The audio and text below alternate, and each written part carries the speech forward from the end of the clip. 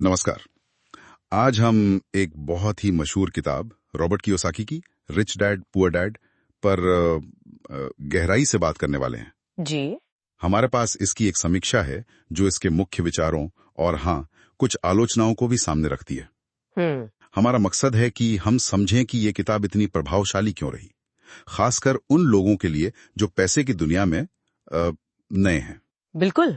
तो शुरुआत करते हैं उस सबसे दिलचस्प कॉन्सेप्ट से, दो पिता, अमीर डैड और गरीब डैड, और उनकी पैसे को लेकर बिल्कुल अलग अलग सलाह।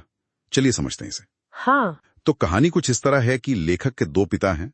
एक उनके अपने पिता, जिन्हें वो गरीब डैड कहते हैं। जी। वो काफी पढ़े लिखे थे, अच्छी नौकरी में थे, और उनका फलसफा था खूब पढ़ो, अच्छी नौकरी पाओ, मेहनत करो और पैसा बचाओ। मतलब पारंपरिक रास्ता। हाँ, जो हम सब सुनते आए हैं। बिल्कुल। और दूसरी तरफ थे उनके दोस्त के पिता, अमीर डैड। वो कम पढ़े लिखे थे, लेकिन एक सफल बिजनेसमैन, एक निवेशक बने। और उनकी सोच बिल्कुल अलग थी। हाँ। वो वित्तीय समझ, अपना बिजनेस करने और पैसे से पैसा बनाने पर जोर देते थे। और यहीं पर अमीर डैड के जो सबक हैं, वो पारंपरिक सोच को सीधी चुनौती देते हैं। हाँ, जैसे कुछ मुख्य बातें हैं। हाँ। पहला, संपत्ति यानी एसेट्स बनाने पर जोर देना। मतलब ऐसी चीजें खरीदना जो आपकी जेब में पैसा डाले। अच्छा। देनदारियां हाँ। या लायबिलिटीज नहीं, हाँ। जो आपकी जेब से पैसा निकालें। जैसे शायद कोई बहुत बड़ी कार जिसकी जरूरत ना हो, या गैर जरूरी बड़ा घर। समझ गया। मतलब फोकस इनकम जनरेटिंग चीजों पर। बिल्कुल। दूसरा, पैसे के लिए काम करने और पैसे से अपने लिए काम करवाने का फर्क समझना। ये बहुत बड़ा पॉइंट है। और तीसरा, वित्तीय साक्षरता, मतलब फाइनेंशियल लिटरेसी। हाँ। पैसे को समझना, हाँ। उसे मैनेज करना सीखना। हाँ। और आलोचनात्मक सोच। हाँ, ये अमीर डैड का मानना था कि स्कूल ये सब नहीं सिखाते। जी। उनका मानना था कि पारंपरिक शिक्षा आपको कमाना सिखाती है, पर अमीर बनना नहीं सिखाती। वो कहते थे असली दौलत संपत्ति बनाने से आती है, सिर्फ सैलरी से नहीं। ये संपत्ति और देनदारी वाली बात तो वाकई सोचने का एक बिल्कुल अलग तरीका है, खासकर जब हमें हमेशा बचत और सुरक्षित नौकरी की सलाह मिलती है। हाँ। तो क्या यही कारण है इसकी इतनी लोकप्रियता का, इसकी सादगी? क्योंकि 1997 में छपी थी ये किताब और आज भी लोग पढ़ते हैं इसे। हाँ, मुझे लगता है इसकी सादगी ही इसकी सबसे बड़ी ताकत है। ये मुश्किल वित्तीय विचारों को ना कहानी की तरह बताती है। तो जो पहली बार पढ़ रहा है वो भी जुड़ जाता है। और ये लोगों को नौकरी, पैसे, जिंदगी, इन सब पर बनी बनाई सोच पर सवाल उठाने को उकसाती है। लेकिन आपने कहा कुछ आलोचनाएं भी हैं। जी बिल्कुल। जहाँ ये प्रेरणा देती है वहीं कुछ कमियां भी हैं। अच्छा, क्या कमियां हैं? सबसे बड़ी आलोचना तो यही है कि किताब सोच बदलने पर बहुत जोर देती है, पर ये कैसे करें वाला हिस्सा, मतलब ठोस कदम या रणनीतियां, वो कम बताती है। ओके, मतलब क्या सोचना है बताती है, कैसे करना है वो कम। हाँ, कुछ वैसा ही।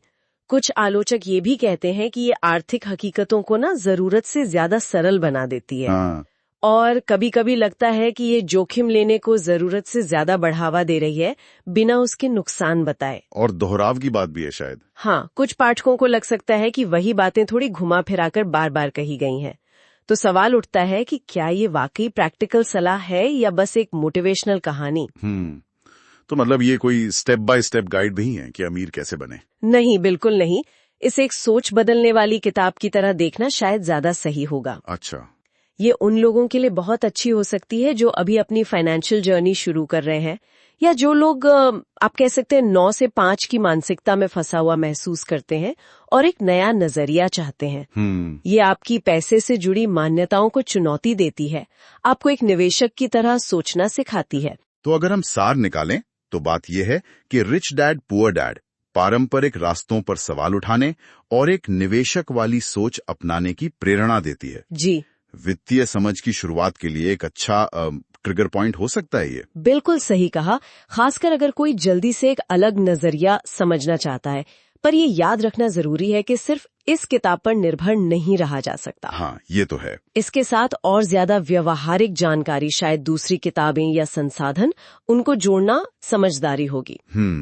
अगर हम बड़ी तस्वीर देखें तो ये किताब इस विचार को मजबूत करती है कि वित्तीय आजादी पाने के रास्ते सिर्फ पारंपरिक नौकरी तक ही सीमित नहीं है, और भी रास्ते हैं। बिल्कुल। तो जाते जाते एक सवाल श्रोताओं के सोचने के लिए छोड़ जाते हैं। हाँ, जरूर। कि पारंपरिक पढ़ाई और सुरक्षित नौकरी के दायरे से बाहर निकलकर आपके लिए असली वित्तीय स्वतंत्रता का मतलब क्या है? अच्छा सवाल है। और उस दिशा में पहला कदम बढ़ाने के लिए आपको अपनी सोच में, अपनी मानसिकता में क्या बदलाव लाने की जरूरत महसूस होती है?